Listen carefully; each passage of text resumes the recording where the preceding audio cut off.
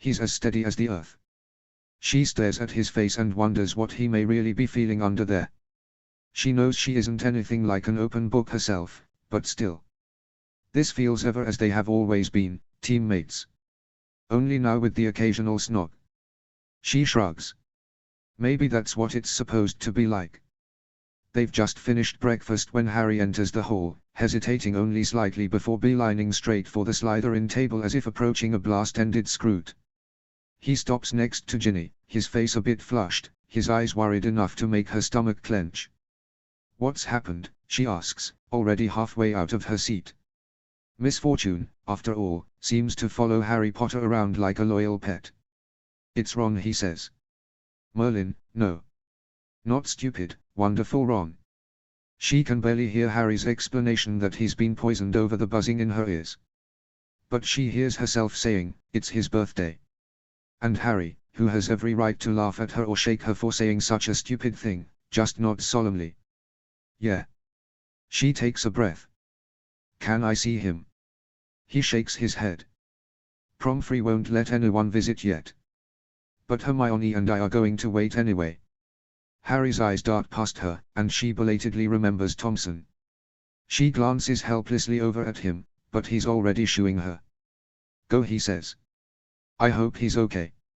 Harry fills her in as she follows him up to the infirmary. The love potion, she'll laugh about that later, she will, Slughorn's antidote, a birthday toast with tainted mead. "Why is it always Ron?" she says without thinking. Harry looks away, but she knows too well that he must be blaming himself. All part of being the best mate of the chosen one. Hermione is sitting impatiently outside the infirmary door when they get there. "Ginny," she says, popping up. Ginny pulls her into a hug, partially to comfort her, but mostly to have something to hold on to. Sitting in the hallway, Ginny holds Hermione's hand while Harry alternately paces and sits in brooding silence. He's clearly trying to work out who the poison was really intended for, and how it made its way to Slughorn only to almost kill Ron. They've been there for about an hour when Scimitar shows up. "I just heard," Scimitar says. "Is he going to all right?" Ginny feels it all bubbling up, tears pressing at her eyes. "Pomfrey won't let us in." "Right," Scimitar says, peering at the closed door for a moment before nodding her head with brisk efficiency. "I'll see what I can find out." Harry and Hermione share a look as Scimitar disappears inside. "She's been assisting Pomfrey all year," Ginny says, something like fierce pride building in her chest. Another half-hour passes before Scimitar reappears. The Bezoar neutralized the majority of the poison. There are some small traces left that are being counteracted with specific potions, but for now it's really a matter of waiting and watching for any unexpected adverse reactions. She glances at Harry and Hermione. It's the first 6 to 8 hours that are the most crucial. "The metabolizing rate for the most common noxious amalgamates," Hermione says, her voice rushed and trembling. Scimitar smiles, sitting down next to Hermione. "Yes, exactly." They talk for a while, their heads close together as they discuss the foundational theories of poisons and treatment. Hermione is clearly desperate to be distracted, and now Ginny has another reason to be thankful to Scimitar. Ginny stops listening to the words, just letting the sound of their voices lull her. In the afternoon, Thompson shows up, bringing a heaping plate of sandwiches and a flask of pumpkin juice. "I thought you might all be hungry." It's a welcome distraction, though Ginny notices that most of them do little more than nibble a little bit. Hermione just tears hers into little pieces. Thompson sits next to Ginny, putting an arm around her shoulders. She leans into him. "Thank you." "Of course," he says, pressing a kiss to the top of her head. Both Scimitar and Thompson leave a while later. It's not until nearly 8 that Pomfrey finally lets them in to see Ron. "God," Hermione says, when they get their first glimpse. "He looks terrible." Pomfrey clicks her tongue. "He'd look a lot worse if it weren't for that well-timed Bezoar, Mr. Potter." The doors open again, Fred and George spilling into the infirmary. Ginny almost finally loses her control a little in the face of her brother's comfort, but Fred just holds her tight and doesn't take the mickey, his own expression open and troubled. "We were down in Hogsmeade for a birthday visit," Fred explains. "What happened?" Harry fills them in, still staring down at Ron lying unconscious on the bed.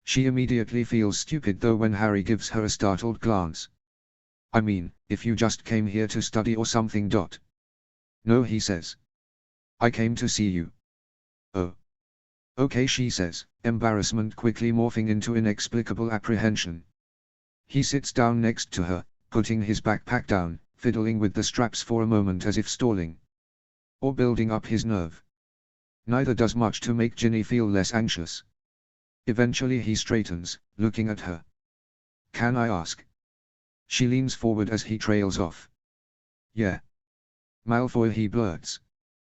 Despite herself, Ginny is momentarily taken aback, physically straightening up. Which is stupid, because this is exactly what this has always been about, isn't it? How are things in Slytherin? He asked her once. And at the time she'd been enough of an idiot to think maybe that had something to with her, not just Draco Malfoy. This is Harry Bloody Potter offering to walk her back to her train compartment all over again. Stupid, stupid, stupid. What about him, she asks, her voice hardening. He definitely notices it, his lips pressing together. Have you ever? She frowns, honestly having no idea where Harry is going with this, but no longer feeling inclined to help him along. What is he doing, he demands, like a rubber band finally snapping after being stretched too far. Ginny blinks, not particularly caring for the hostility in his tone. What do you mean? Harry pushes to his feet with a sound of frustration, pacing around the small space. You're in the same house. You were dancing with him. You must have some idea. Some idea of what? She snaps, beginning to feel her own temper fray. He stops, turning to look at her. He's a Death Eater. A statement of fact. No hesitation, just utter conviction. For the tiniest moment, she's forced to remember seeing Draco on the train, his hand on his forearm, but a pulse of pure anger quickly overrides the memory. Why? Because he's in Slytherin. Harry huffs with impatience. This isn't about. She doesn't let him finish, pushing to her feet. Feeling reckless in a way she rarely indulges anymore, she steps up to him, lifting her arm. Pulling back her sleeve, she bears the green snake inked on her skin. Because he has a tattoo. Things like that aren't always about choice. Hers hadn't been. Maybe Draco's wasn't either. He's just a kid, after all. They all are. Has Harry forgotten that so quickly? He's staring down at her tattoo like it's a personal insult. She sees it, the moment it takes him to shake it off, to remember who she is and not what. He pushes her arm down, his expression hardening. He's up to something, I know it. Ginny recognizes that look, has seen it on Draco's face over the years, a completely irrational hatred that has wandered far off whatever real foundations it may have once had. She hates that it hurts to find it here, on Harry. What does she care what he thinks? Feeling that old anger from the summer rising up in her throat, she knows she's terribly close to completely losing her temper. It's time to end this conversation before she says something she'll regret. Snatching up her bag, she makes to leave. Ginny, Harry says, blowing out a breath. He grabs her arm when she doesn't stop. Wait. She swings back around to look at him, nearly stumbling into him, her heart pounding, heat flooding her skin. What? He's clearly surprised by her tone, by the visceral anger she is no longer able to control, but doesn't back away. His eyes travel over her face, his hand firm on her arm. He just stands there staring at her, and she has the unsettling sensation of standing on the edge of a really tall cliff. Harry, she asks. He jerks, dropping her arm and taking a deliberate step back from her, and for some reason that hurts more than everything else. She folds her arms across her chest. He drags his hand through his hair in frustration. I need to know what he's doing. It's important. He doesn't sound angry anymore, just desperate, maybe even a little sad, but it doesn't change anything. Doesn't change anything at all. They stare at each other a long moment, a gulf of misunderstanding between them. She has to wonder if she told him she didn't know anything about Draco, if he'd even believe her. Do you remember when we were little, Harry, she asks, even as every bit of self-preservation is screaming at her to just shut up. She blazes on. When I couldn't even speak when you were in the room because I was so in awe of you.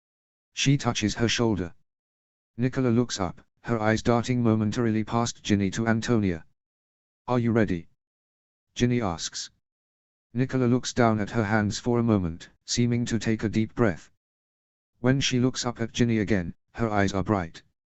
Yes, she says, voice steady even as her hands are twisting in her lap. Ginny smiles. Then come with me. They walk together to the parlor door, and Ginny has the strangest moment of déjà vu, everything wrapping back around to the first time Antonia let her through this door. Of course, Ginny had no idea what she was getting into at the time. Nicola, to judge from the look on her face, knows something incredibly special is about to happen. Ginny almost envies that. Antonia taps the door with her wand, the door opening onto the dim staircase twining downstairs. Ginny gestures for Nicola to go first. Down at the bottom of the stairs, the girls all turn to look, taking in the newest member to their group. Nicola pauses like her nerve may be failing her, and Ginny puts a gentle hand on her back and guides her towards the complicated contraption at the rear of the room. Tilly stands in front of her still, explaining her latest concoction and the alchemic theories behind it. She passes around a tray of small glasses. They all sip in wonder at the airy drink. It's almost more gas than liquid, a sparkle on Ginny's tongue before it slides down her throat like silk. Outdone yourself as usual, Tilly, Ginny says, feeling the light press of giddiness. Tilly gives Ginny a distracted smile as she bites contemplatively at her thumbnail. It still isn't quite right. Oh? Ginny asks. Tilly frowns at the still. Something with the vapor inlet. She shakes her head. Equipment construction has always been my weak point. Next to her, Nicola looks surprised, like she's not used to anyone openly admitting their weaknesses. She glances at Ginny as if looking for direction, and Ginny just looks back at her as if to say, well, what are you going to do about it? She doesn't remember Antonia ever making anything easy for her. It's one of the kindest things she ever did for her. Nicola bites her lip. I don't know much of anything about alchemy, but I'm pretty comfortable with machines. Tilly looks up at her in surprise. Yeah. Nicola nods, her cheeks flushing. Can I take a closer look? Ginny watches them walk off to the still, Nicola pointing to things and Tilly explaining. It's clear that there's something bright and brilliant trying to get out of Nicola. Ginny sees how easy it might be for all of that to fade if it's ignored and suppressed for too long. It feels good, doesn't it?